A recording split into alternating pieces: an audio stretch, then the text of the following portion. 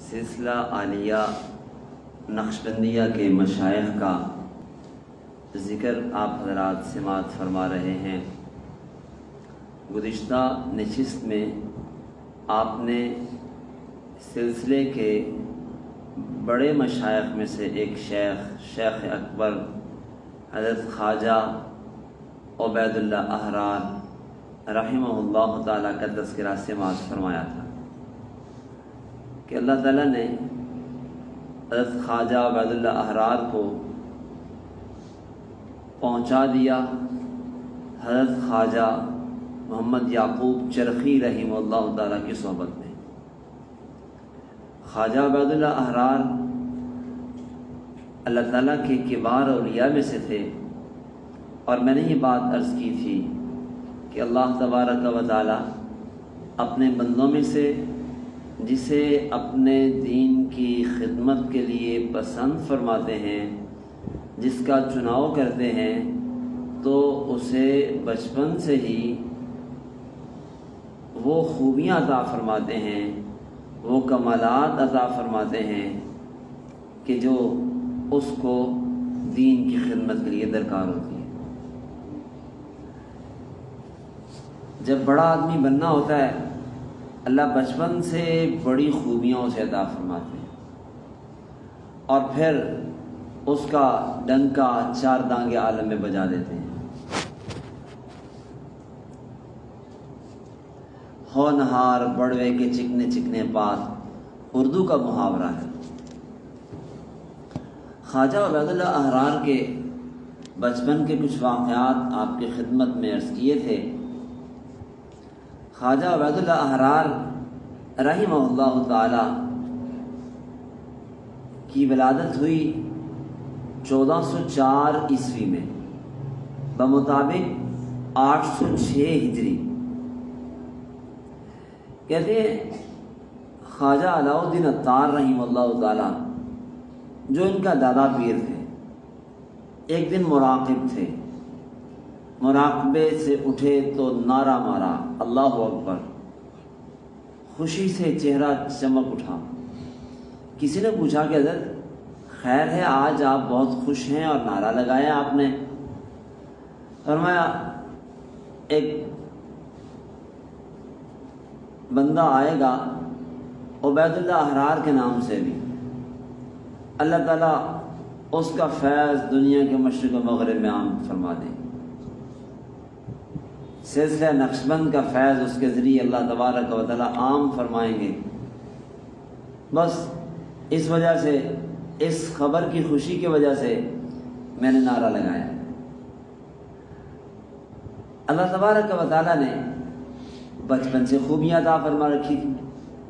کہتے ہیں کہ چھوٹے بچے بس اوقات جب بڑے ہو کے ان سے کوئی کام دینا ہوتا ہے، بچپن سے اللہ تعالیٰ انہیں سمجھ بوجھ عطا فرماتے ہیں۔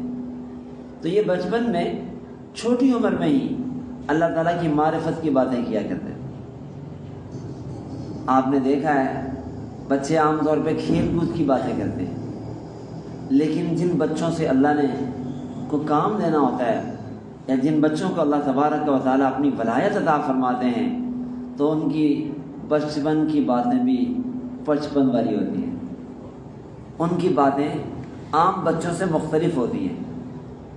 وہ حضرت بہلول کا ایک واقعہ میں سناتے رہتا ہوں، شاید آپ کو بھی سنایا ہو۔ ایک دفعہ جا رہے تھے، کیا دیکھا، گراؤنڈ میں بچے کھیل رہے ہیں اور ایک بچہ راستے کے کنارے بیٹھا رو رہا ہے۔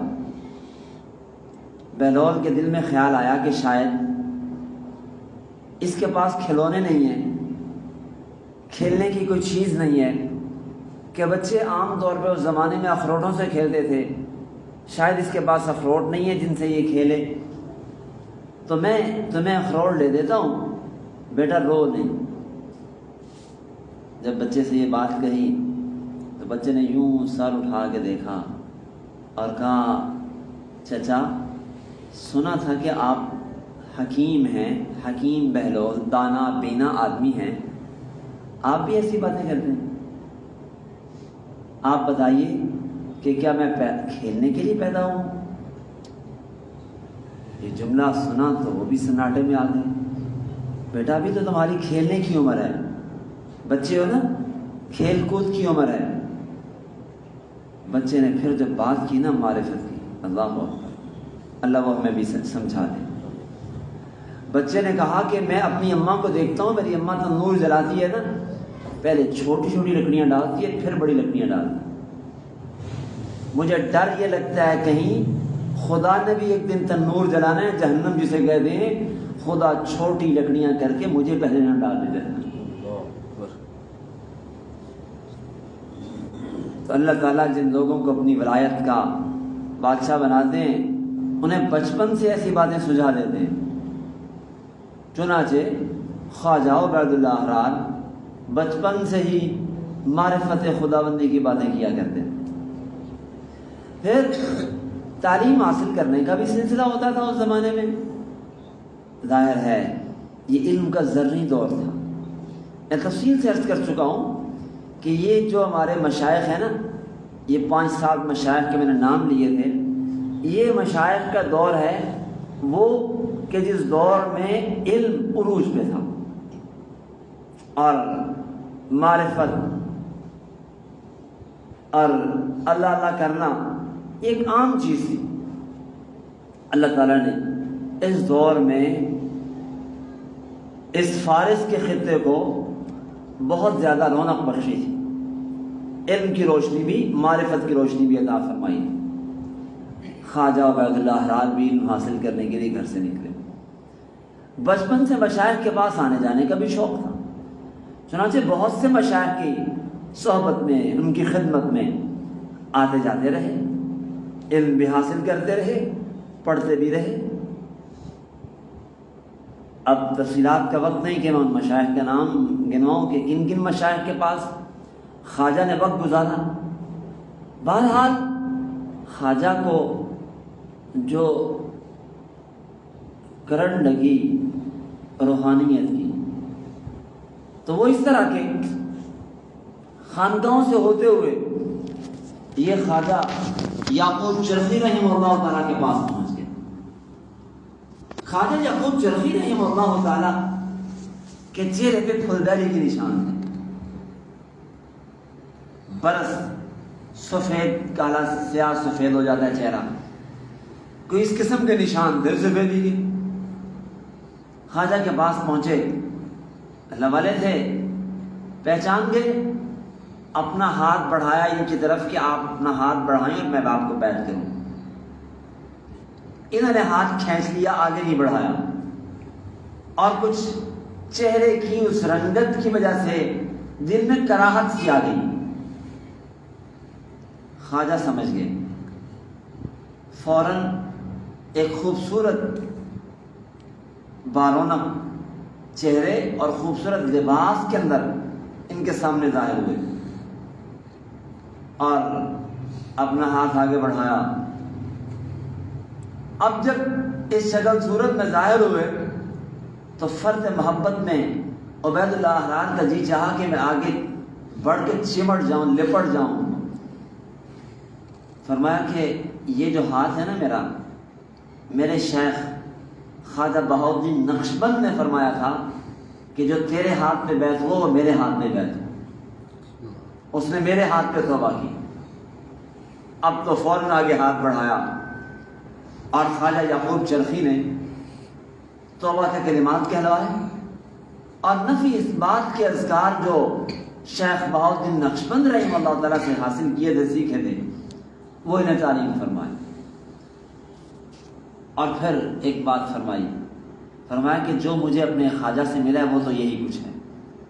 ہاں اگر آپ اس سے آگے طریقے جلد سے کسی کی تربیت کرنا چاہیں تو آپ کو اس کی بھی اجازت ہے. جائیے اور خلق خدا کو اللہ اللہ سکھائیے، اللہ کے احکام سکھائیے، معرفت سکھائیے اور دنیا میں دین کی خدمت کیجیے. چنانچہ خواجہ عبید اللہ احرار اب اللہ کے راستے میں دین کی تبلیغ کے لیے، خدمت کے لیے چل رہے. گزشتہ نشست میں نے یہ بات عرض کی تھی اللہ تبارک و تعالیٰ نے انہیں مالی طور پہ خاندانی اعتبار سے بہت نوازا ہوا تھا۔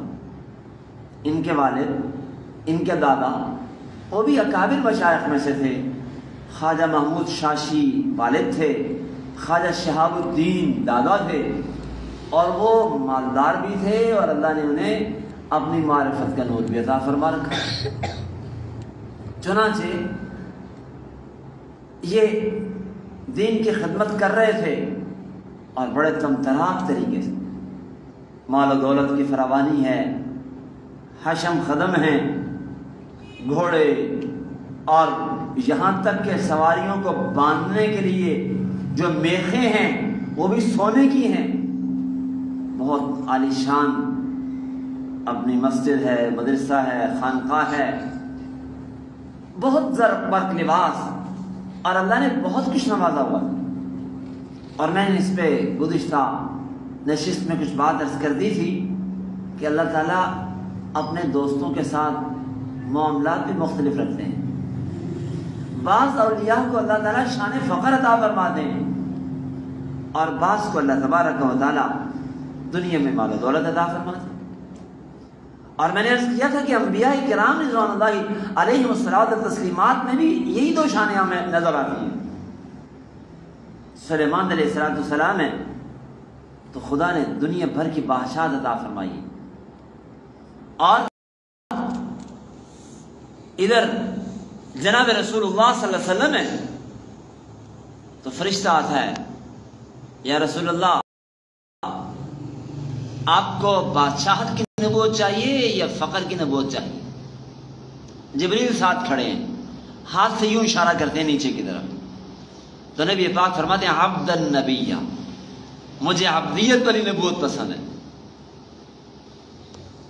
اگر نبی پاک صلی اللہ علیہ وسلم چاہتے خدا تعالی پہاڑ سونے کے بنا کے ساتھ چلا دیتا، اور خدا نے دیا بھی نا نبی پاک کو بہت کچھ ہے، لیکن آقا علیہ الصلوۃ والسلام نے کبھی اپنے پاس جمع نہیں فرمایا، اور یہاں تک فرمایا کہ احد پہاڑ سونے کا میرے پاس ہو، میں پسند نہ کروں کہ رات ہو جائے اور 6 اوقیہ بھی میرے پاس موجود ہو، رات تک سارا خدا کے راستے میں خرچ کر دوں۔ اور نبی پاک صلی اللہ علیہ وسلم اپنے بارے میں فرماتے ہیں کہ اللہم ارزقنی، کہ اللہم احشرنی فی زمرۃ المساکین، اللہ قیامت کے دن بھی مجھے مساکین کے اندر آپ اٹھائیے گا، ان میں میرا حشر فرمائیے گا۔ تو نبی پاک صلی اللہ علیہ وسلم مسکنت کی زندگی کو پسند فرماتے ہیں، فقر کی زندگی کو پسند فرماتے ہیں۔ آپ کا فقر اضطراری نہیں تھا، اختیاری تھا، آپ نے خود اللہ سے مانگ کے فقر لیا ہوا تھا، اور اس میں بھی بہت سی حکمتیں تھیں۔ یہ الگ عنوان ہے، اس پہ بات چلی تو بات لمبی ہو جائے گی۔ حکمت ایک یہ بھی تھی کہ اگر نبی پاک صلی اللہ علیہ وسلم کے پاس مال کی فراوانی ہوتی تو بعد میں امت کے فقراء کے لیے زندگی گزارنا مشکل ہو جاتا۔ بہرحال انبیاء میں بھی دونوں شانیں ملتی ہیں، صحابہ میں بھی دونوں شانیں ملتی ہیں۔ صدیق اکبر ہیں 40,000 درہم پاس، لیکن وہ سب خرچ کر دیتے ہیں جناب رسول اللہ صلی اللہ علیہ وسلم کے۔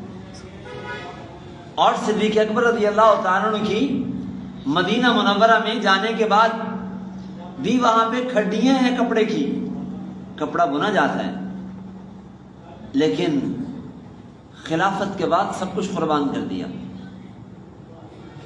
کھڈیاں تھی کپڑے کی، کپڑے کا کاروبار تھا۔ جب خلیفہ بنائے گئے ہیں تو کپڑے کے تھان اٹھا کے بازار کو جا رہے ہیں۔ لوگوں نے کہا کہاں جا رہے ہیں؟ کہا اگر کمائیں گے نہیں تو کھائیں گے کہاں سے، آخر پیٹ بھی تو ساتھ لگا ہوا ہے۔ آپ اگر کمائیں گے تو خلافت کا نظام کون چلائے گا؟ کہا کیا کریں پھر؟ اہل حل وقت بیٹھے، طے یہ ہوا کہ جناب سیدنا صدیق اکبر کا بیت المال سے راشن لگا دیا جائے۔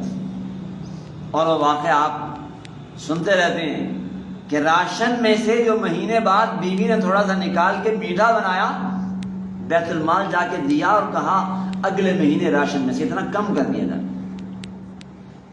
جو مزاج نبوت کا تھا صدیق اکبر کبھی 100% ویسے ڈلا ہوا تھا، اور جناب سیدنا صدیق اکبر رضی اللہ تعالیٰ عنہ بھی اسی انداز سے فقر کو اختیار کرتے ہیں، اور یہاں تک کہ جب دنیا سے جاتے ہیں تو اپنی بیٹی عائشہ کو کہہ کے جاتے ہیں کہ میرا فلاں باغ ہے، فلاں میرا سرمایہ ہے، دیکھو میں نے 2.25 سال خلافت کی ہے، بیت المال سے میں نے راشن لیا ہے، اب اس راشن کو میں اپنے لیے درست نہیں سمجھتا، میرے جانے کے بعد فلاں مال تم بیت المال میں جمع کروا دینا اس کے عوض میں جو میں نے بیت المال سے لیا ہے۔ حقیقت یہ ہے ان لوگوں کے نقش قدم پہ چلنا آسان نہیں ہے، بڑا مشکل ہے۔ یہی تو وجہ ہے نا جب عمر فاروق رضی اللہ تعالیٰ عنہ سوکھے ٹکڑے پانی میں ڈبو کے نمک ڈال کے چبا رہے تھے، کھا رہے تھے، پانی پی رہے تھے، تو کسی صحابی نے دیکھ لیا، کہا عمر آپ نے اپنے بعد والوں کے لیے معاملہ بہت مشکل کر دیا، آپ کی سیرت پہ چلنا بعد والوں کے لیے بہت مشکل ہوگی۔ لیکن دوسری طرف عبد الرحمن بن عوف ہیں، اللہ نے بڑا مال دیا ہوا ہے، زبیر بن عوام رضی اللہ تعالیٰ عنہ ہے، ان کے مال کی کہانی اب لمبی ہو جائے گی بات، بخاری شریف میں ان کے ترکے کا جو ذکر ملتا ہے، اللہ اکبر، آج کے بڑے سے بڑے امیر لینڈ لارڈ آدمی کے پاس اتنی دولت نہیں ہوگی، لیکن خیر وہ تو ان کے بیٹے نے جو کہانی سنائی ہے اس سے سمجھ یہی آتی ہے کہ وہ صرف نیکی اور تقویٰ کا اثر تھا، اللہ نے مال میں اتنی برکت عطا فرما دی۔ بہرحال جناب نبی پاک صلی اللہ علیہ وسلم نے فرمایا نعم المال الصالح للرجل الصالح، حلال پاک مال نیک آدمی کے لیے بڑی اچھی چیز ہے، کیا ہی اچھی چیز ہے، تو حلال مال ہو اللہ تعالیٰ کی نعمت ہے۔ جناب رسول اللہ صلی اللہ علیہ وسلم کے پاس ایک شخص آئے، بڑی بری حالت، پرانے کپڑے بوسیدہ، پیبند لگے ہوئے، بال بکھرے ہوئے، میلی کچیلی حالت۔ جناب نبی پاک صلی اللہ علیہ وسلم نے پوچھا اللہ نے آپ کو کہ پیسہ نہیں دیا، مال نہیں دیا؟ یا رسول اللہ نے مجھے بہت دیا ہے، اور میرے پاس گھوڑے، اونٹ، گائے، بکریاں، زمینیں، سب کچھ ہے۔ جناب رسول اللہ صلی اللہ علیہ وسلم نے فرمایا فَلْيُرَ أَثَرُ نِعْمَتِ اللَّهِ عَلَيْكَ، اللہ کی نعمت کا اثر تجھ پہ دکھائی دینا چاہیے، تجھے چاہیے کہ یہ نعمت جو خدا نے مال کی دی ہے اسے اپنے جسم میں ظاہر کر، اللہ نے دیا ہے اسے خرچ کرنا، استعمال کرنا، یہ بھی نعمت کی قدر ہے، اور استعمال نہ کرنا نعمت کی ناقدری ہے۔ تو مال ہو، جیسے میں نے گزشتہ درس میں عرض کیا تھا کہ مولانا عبد الرحمن جامی کو کیا فرمایا جب انہوں نے کہا نہ مردست آنکھ دنیا دوست دارت، تو جواب میں فرمایا اگر دارت برائے دوست دارت، دنیا ہے تو دوست کے لیے، اپنے لیے نہیں ہے۔ دنیا دل میں نہ ہو، دل سے باہر ہو۔ آب زیر کشتی پشتی است، آب اندر کشتی ہلاکے کشتی است۔ دنیا دل میں آ گئی سمجھو تباہی ہے، دنیا باہر ہے۔ تو یہ اس زندگی کے گزارنے کے لیے اللہ تبارک و تعالیٰ نے قوام فرمایا مال۔ بہرحال خواجہ عبید اللہ حرار کو اللہ نے بہت دولت عطا فرمائی، لیکن وہ دولت دین پہ خرچ ہوتی تھی۔ معاف رکھیے گا، آج اللہ ہمیں دولت دیتا ہے نا، ہماری دولت دین پہ خرچ نہیں ہوتی، گناہوں پہ خرچ ہوتی۔ آج مجھے 4 پیسے مل جائیں گے، پھر میں اللہ کے دین پہ خرچ نہیں کروں گا، سنبھال کے رکھوں گا۔ بہت بڑی بات ہو جو زکوٰۃ ادا کر دوں حساب سے پوری، اور شادی بیاہ ہوگی تو پھر لاکھوں روپیہ پانی کی طرح بہایا جائے، اور اگر اسی موقع پہ مجھ سے یہ کہا جائے کہ رب کا گھر بن رہا ہے، مسجد بن رہی ہے اور اتنے پیسے کی ضرورت ہے، تو میں جواب میں کہوں گا جی مہنگائی بہت ہو گئی ہے، خرچے پورے نہیں ہوتے، پوری نہیں پیندی کی کری مولوی صاحب بس بڑی اوکھے وقت لنگدا پہ ہے، اب میں اس قسم کی باتیں کروں گا، اور جب کوئی دنیا پہ خرچ کرنے کا موقع آئے گا تو پھر میرا خرچ دیکھنے والا ہوگا۔ لیکن اللہ والے ایسے نہیں ہوتے تھے، ان کی شان تو وہی تھی جو جناب رسول اللہ صلی اللہ علیہ وسلم کی شان ہے، مانگنے والا آیا خالی نہیں جاتا تھا۔ یؤثرون علی انفسہم ولو کان بہم خصاصہ، اپنی ذات کو تنگ کر کے رکھتے تھے اور مخلوق خدا پہ خرچ کیا کرتے تھے۔ اور اس کے بہت سے واقعات میں مشائخ نقشبند کے واقعات میں عرض کر چکا ہوں، تفصیلات کا وقت نہیں۔ بہرحال اللہ تبارک و تعالیٰ نے شاہ نقشبند خواجہ عبید الاحرار رحمہ اللہ تعالیٰ کو بڑی اونچی شان عطا فرما رکھی، اور پیری مریدی بھی کرتے تھے لیکن زیادہ خدمت خلق کرتے تھے، مخلوق خدا کی خدمت پہ زیادہ زور ہوتا تھا۔ اور خود ایک بار فرمایا اگر ہم پیری کرنے لگیں تو پیروں کو مرید نہ ملیں۔ پھر فرمایا کہ اللہ نے ہمیں کچھ اور ڈیوٹیاں ہمارے ذمہ لگا رکھی ہیں کہ ہم ظالم کو ظلم سے روکیں اور ظالم کے شر سے مسلمانوں کی حفاظت کریں اور دین الہی کی ترویج اور اشاعت کا کام کریں۔ خدا نے ہمارے ذمہ یہ کام لگا رکھے، اگر ہم پیری مریدی کریں تو پیروں کو مرید نہ ملیں۔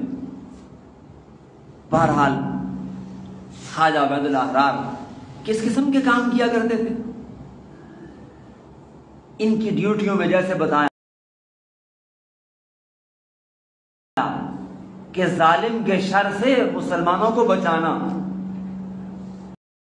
چنانچہ بادشاہوں سے ملا کرتے تھے اور انہیں کلمہ حق کہا کرتے تھے، اور ایسے ہی لوگ کہہ سکتے ہیں جو خود بھی ظاہری طور پہ دنیاوی اعتبار سے بھی مضبوط ہوں اور اللہ تعالیٰ نے باطن میں نور ایمانی بھی عطا فرمایا، وہ روحانی قوت اور طاقت بھی ان کے پاس موجود ہو۔ اس لیے کہ اگر دنیا داری ہے، ظاہر داری ہے، لیکن روحانی قوت اور طاقت نہیں ہے تو پھر بھی آدمی کام نہیں کر سکتا، اور صرف روحانیت ہے تو پھر بھی بسا اوقات انسان کے لیے بعض کام مشکل ہو جاتے ہیں۔ لیکن خیر اصل تو روحانیت ہے، اصل تو ایمانی طاقت اور قوت ہے، کام اسی سے بنتے ہیں۔ تو شیخ بڑے بڑے بادشاہوں کے پاس جاتے تھے، اور یہ اللہ والوں کی یہ بھی ایک شان ہوتی ہے، اور ہمارے بہت سے کبار اولیاء ان کی یہ شان ہوتی تھی، بادشاہوں سے ٹکرانا۔ آپ دیکھ لیجئے ہمارے اس بر صغیر میں حضرت شیخ العرب العجم مولانا سید حسین مدنی رحمہ اللہ تعالیٰ بہت بڑے اللہ کے ولی تھے، لیکن زندگی سیاست میں گزاری اور لوگوں کو ظالم کے شر سے بچانے کے لیے ساری زندگی بسر فرما دی۔ پیچھے چلے جائیں، ان کے استاد حضرت مولانا محمود الحسن دیوبندی رحمہ اللہ تعالیٰ، ان کی زندگی بھی ایسے گزرتی۔ اس سے پیچھے چلے جائیں حضرت شاہ ولی اللہ محدث دہلوی، اور ان سے پیچھے حضرت مجدد الفسانی رحمہ اللہ تعالیٰ، اور اس خطے میں چلے جائیں جہاں کے خواجہ عبید الاحرار تھے، تمام امام شامل، یہ کبار اولیاء ہیں، لیکن صرف پیری مریدی میں وقت نہیں گزارا، باطل کے ساتھ ٹکرا گئے اور اپنی ایمانی قوتوں کو، طاقتوں کو ان سیاسی مقاصد میں خرچ کیا، اور وہ کام جس کے لیے اللہ تعالیٰ نے حضرت موسیٰ علیہ السلام کو بھیجا، اور موسیٰ علیہ السلام فرعون کے پاس جا کے کیا کہتے ہیں، ان اسری بعبادی، اسے کہتے ہیں کہ میری قوم کو اپنی غلامی سے آزاد کرو، میں تیرے پاس آیا ہوں اس لیے کہ تو میری قوم کو آزادی دے۔ یہ کیا ہے؟ سیاسی مقاصد ہے نا، اللہ اپنے نبی کو یہ بھی دے کے بھیج رہے ہیں۔ خیر بات بڑھ جائے گی، نبی پاک صلی اللہ علیہ وسلم نے فرمایا کانت بنو اسرائیل تسوسهم الانبیاء، انبیاء بنی اسرائیل سیاست بھی کیا کرتے تھے، اور بلکہ سیاست ان کے فرائض منصبی میں شامل تھی۔ تو صوفیہ میں ایک یہ شان بھی ہوتی۔ حضرت خواجہ عبید اللہ احرار اس شان کے آدمی کہتے ہیں ایک مرتبہ سمرقند پہنچے، تیموری حکمرانوں کا دور ہے، امیر تیمور کا پڑپوتا عبداللہ مرزا عبداللہ وہ وقت کا حاکم ہے، لیکن بہت ظالم جابر ہے، پرواہ نہیں کرتا کسی کی، اور لوگوں پہ مسلمانوں پہ ظلم ڈھاتا ہے، شریعت کی پاسداری بھی نہیں کرتا۔ خواجہ کو جب حالات کا پتہ چلا پہنچ کے اس کے کسی عہدیدار سے ملاقات کی اور کہا کہ اگر تم میری ملاقات کروا دو اور واسطہ بن جاؤ تو تمہارے لیے بہت بھلا ہو۔ اس نے دیکھا درویش آدمی ہے، تو جواب میں کہا کہ ہمارا حاکم بہت لاپرواہ ہے، لاپرواہ نوجوان ہے، اس سے ملاقات بہت مشکل ہے، اور آپ جیسے درویشوں کو بادشاہ کی ملاقات سے کیا مطلب؟ جب اس نے لاپرواہی سے جواب دیا تو شیخ جلال میں آ گئے اور فرمایا اچھا اگر تیرے مرزا کو پرواہ نہیں ہے تو پھر ہم بھی بادشاہ بدل دیتے ہیں، ہمیں بھی اس کی کوئی پرواہ نہیں۔ اور یہ کہہ کے وہاں سے چل دیے اور تاشقند پہنچ کر ایک دیوار میں اس کا نام پہلے لکھا پھر بعد میں مٹا دیا۔ ایک ہفتے بعد مرزا عبداللہ مر گیا اور اس کی جگہ مرزا ابو سعید تخت نشین ہوا۔ وہ خواجہ کا معتقد بھی تھا اور شریعت کا تابع دار بھی تھا۔ تو یہ اللہ والے اس طرح کے کام بھی کیا کرتے تھے، اور یہ بھی سب تکوینیات ہوتی ہیں۔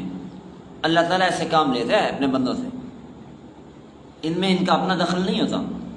جیسے میں پہلے بات بڑی تفصیل سے عرض کر چکا ہوں کہ کرامات حق ہیں، ثابت ہیں، لیکن کرامت میں ولی کا اپنا کوئی دخل نہیں ہوتا۔ اب نام لکھنا اور مٹانا یہ خواجہ کے بس میں تھا، اور مارنا اور دوسرے کو لانا یہ خدا کا کام۔ یہ نہ سمجھا جائے کہ خود خواجہ عبید اللہ نے اسے مار ڈالا اور اس کی جگہ دوسرا بندہ لے آئے، نہیں، یہ تو خدا کے کام ہوتے ہیں۔ اولیاء کے صرف ہاتھ چلتے ہیں اور خدا کے حکم سے چلتے ہیں، اور بس اس سے زائد کچھ نہیں۔ اللہ تبارک و تعالیٰ نے خواجہ عبید اللہ احرار کو بہت اونچا مقام عطا فرمایا۔ آج ان کا فیض پوری دنیا میں عام اور تام ہے، پھیلا ہوا ہے۔ یہ جو ماوراء النہر کے علاقے ہیں، آج جو روس کی ریاستیں ہیں، یہ فارس کا علاقہ ہے۔ اس پورے خطے میں خواجہ نے تبلیغ فرمائی، لوگوں کو اسلام میں داخل فرمایا، اور خواجہ نے لوگوں کو بیعت کر کے اللہ اللہ سکھا کے نیکی کے راستے پہ لگایا۔ آج سلسلہ نقشبند کے فیض میں ایک بہت بڑا حصہ خواجہ کا شامل ہے۔ اللہ تبارک و تعالی خواجہ کو اپنے شایان شان ہماری طرف سے جزائے خیر عطا فرمائے، اور ہمیں ان کے نقش قدم پہ چل کے شریعت کی پاسداری کی توفیق عطا فرمائے، شریعت کی، قرآن و سنت کی پیروی کی اللہ تبارک و تعالی ہمیں توفیق نصیب فرمائے۔ وآخر دعوانا ان الحمدللہ رب العالمین۔